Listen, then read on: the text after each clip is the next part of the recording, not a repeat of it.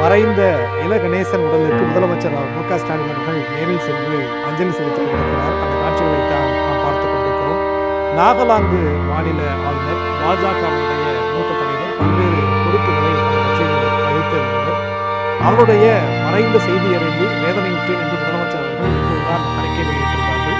அந்த செய்தியை நாம் படித்த அந்த நிமிடமே அடுத்த செய்தியாக அவருடைய உடலுக்கு நேரடியாக ஒரு இல்லத்திற்கு சென்று அஞ்சலி செலுத்தியிருக்கிறார் மாண்புமிகு தமிழ்நாடு முதலமைச்சர் அவர்கள்.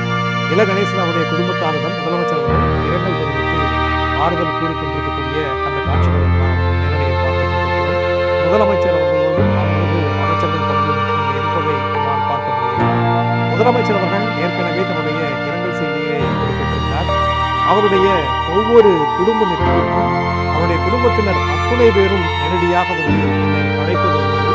அதே போன்று அவருடைய பிறந்த நாளுக்கு முத்தமிழறிஞர் கலைஞர் அவர்கள் நேரிலேயே அவருடைய இல்லத்திற்கு சென்று வாழ்த்துக்களையும் தெரிவித்திருக்கிறார். அந்த வகையிலே என்னுடனும் நட்பு பாராட்டிய ஒரு அரசியல் தலைவராக, அந்த அரசியல் ஆச்சரியங்களை எல்லாம் கடந்த ஒரு தலைவராக இல கணேசன் அவர்கள் இருந்திருக்கிறார்கள் என்று தன்னுடைய இரங்கல் செய்தியிலே குறிப்பிட்டிருந்தார்.